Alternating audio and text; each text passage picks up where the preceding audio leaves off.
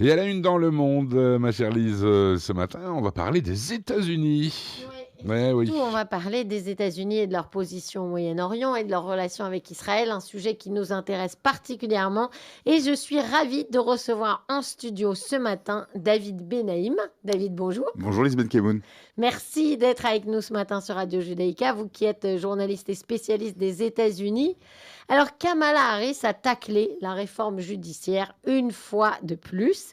Et Eli Cohen, le ministre des Affaires étrangères israélien, n'y est pas allé avec le dos de la cuillère, si j'ose dire. Il lui a dit qu'elle n'y comprenait rien. Pourquoi, David, est-ce que les États-Unis peuvent-ils se permettre de donner leur avis sur cette affaire qui est somme toute intérieure à Israël? De la même manière que les Américains font des remarques sur l'arrivée au pouvoir de l'extrême droite en Italie, les débordements en Pologne ou en Hongrie, ils se permettent de prévenir ce que les démocrates estiment être un danger pour la démocratie israélienne. Ils jouent leur rôle de grands frères, même s'ils n'ont plus autant l'emprise qu'avant. Alors, c'est pas de l'ingérence, c'est un avis, c'est une remarque bien réfléchie de la part de Harris, qui est une ancienne procureure qui connaît bien le monde judiciaire et qui s'inquiète sur le fonctionnement de la jeune démocratie israélienne, comme beaucoup d'Américains le font avec bienveillance. Beaucoup assimilent Kamala Harris et Joe Biden à cette gauche antisioniste, représentée par Ilhan Omar, Rachida Tlaib et Alexandria Ocasio-Cortez. Mais Biden et Harris sont au contraire les derniers remparts de cette ultra-gauche antisioniste. Après eux au pouvoir, ce sera probablement le Parti républicain avec son aile la plus radicale, suivi de cette ultra-gauche antisioniste. D'ailleurs, l'administration Biden s'est rétractée énormément dans ses critiques sur cette réforme judiciaire. Et depuis la pause et la reprise des négociations, et la réforme n'est plus aussi transformatrice et controversée que les premières propositions juste après l'élection de cette nouvelle Knesset. Est-ce que c'est vrai, David, que Joe Biden n'a pas invité Benjamin Netanyahou à cause de cette réforme judiciaire? Et du point de vue de l'administration Biden, pourquoi faire ces critiques de manière publique justement maintenant? Alors, c'est vrai que c'est une situation assez rare dans l'histoire récente entre Israël et les États-Unis. Pardon, excusez-moi, vous me demandiez si c'était la raison pour laquelle Joe Biden n'avait pas Oui. invité Benjamin Netanyahu. C'est vrai que c'est une situation rare. La dernière visite officielle de Bibi remonte au 15 septembre 2020, au moment de la signature des accords d'Abraham dans les jardins de la Maison-Blanche. Mhm. Biden a reçu en 2021 Naftali Bennett, et depuis le retour au pouvoir de Bibi, c'est plus tendu. Il y a de nombreuses tentatives d'organiser une rencontre, mais cette nouvelle Knesset est encore jeune. Les visites officielles ne sont pas instantanées, et Biden est lui-même un président un peu canard boiteux, même s'il se représente pour un nouveau mandat. Mm. Le mix campagne électorale aux États-Unis, nouvelle Knesset, manifestation autour de la réforme judiciaire, ça fait beaucoup, mais les relations entre les deux pays sont toujours très fortes et constantes. Ouais. Biden a approuvé son soutien sincère à Israël et à sa sécurité en faisant voter de manière bipartisane contre son aile ultra-gauche le renouvellement du financement du dôme de fer, ce que le président Trump avait refusé de faire. Maintenant, c'est vrai que Biden et Netanyahou ne sont pas aussi proches que Trump et Bibi l'étaient au début du mandat du milliardaire américain, mais c'est sans se douter que Donald Trump déteste désormais Bibi. Trump espérait qu'après le succès des accords d'Abraham et grâce au déménagement de l'ambassade des États-Unis à Jérusalem, Bibi lui serait d'une fidélité à toute épreuve, qu'il ne reconnaîtrait pas rapidement la victoire de Biden à la présidentielle. Or, Netanyahou a été l'un des premiers à le féliciter publiquement. Bon, mais c'était un peu gros d'attendre que Oui, mais Netanyahou il y ne a reconnaisse pas la il y a d'autres réalité de présidents qui l'élection. ont attendu énormément et lui, il a été plus rapide et ça a vraiment déçu Ouais, j'ai Donald Trump. compris. Alors c'est vrai que dans la même journée, d'un côté on avait les critiques et de l'autre on avait le président Herzog qui lui louangeait les États-Unis sur Twitter. Merci à la vice-présidente Kamala Harris d'avoir célébré le 75e anniversaire d'Israël.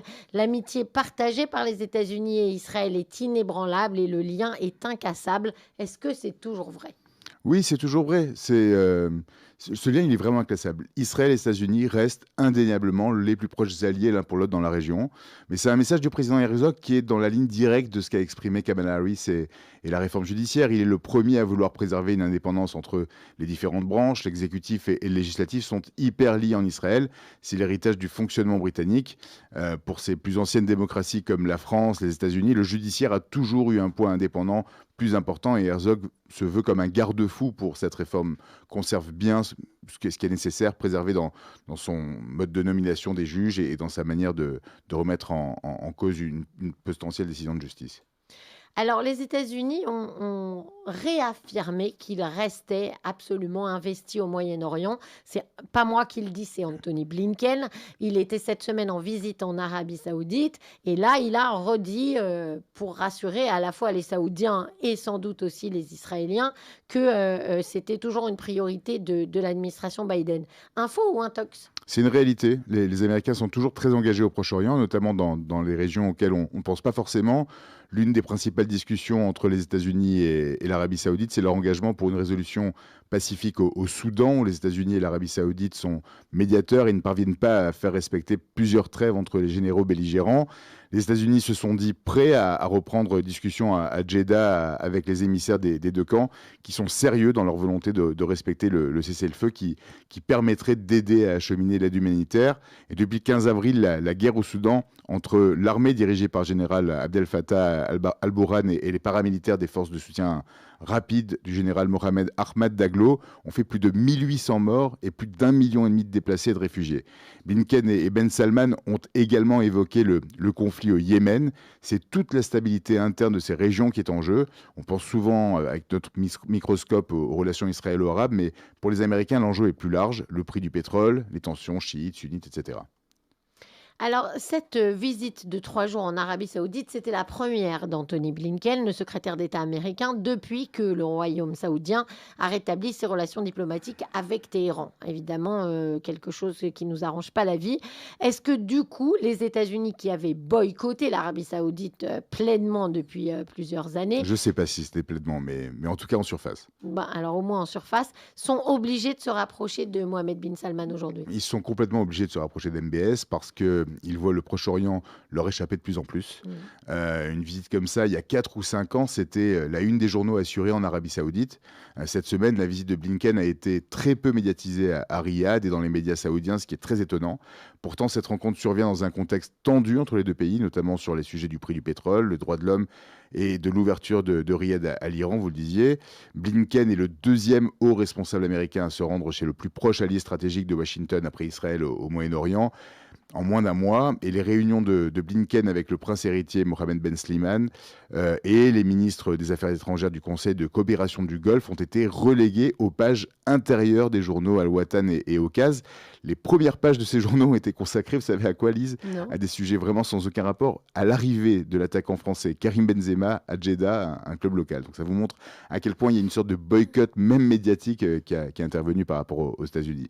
On a eu droit quand même au vocabulaire diplomatique pour décrire leur rencontre, ouvert et franc, pendant 1 h 40, auquel ils ont abordé des sujets tels que le conflit au Yémen, la guerre au Soudan, Israël et les droits de l'homme.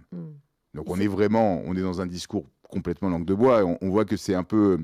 Ils essaient de se rapprocher, ils discutent, c'est une certitude, mais les Saoudiens ne vont pas investir toute leur énergie sur une administration Biden sur la fin.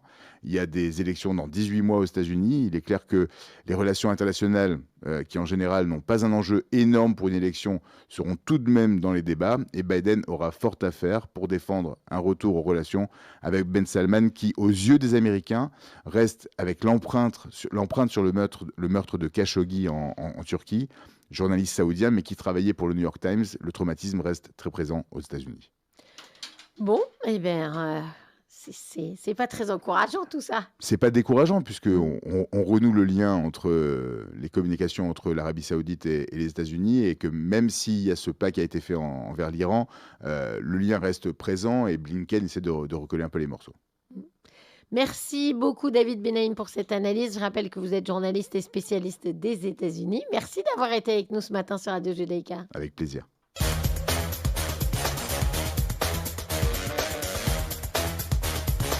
Et voilà, c'était donc à la une dans Le Monde. Merci à David Benaïm d'avoir prêté son concours à cette matinale avec toujours autant d'éclairage dans son propos. 8h41, on va danser avec Loïc Notet avant de retrouver la question du jour.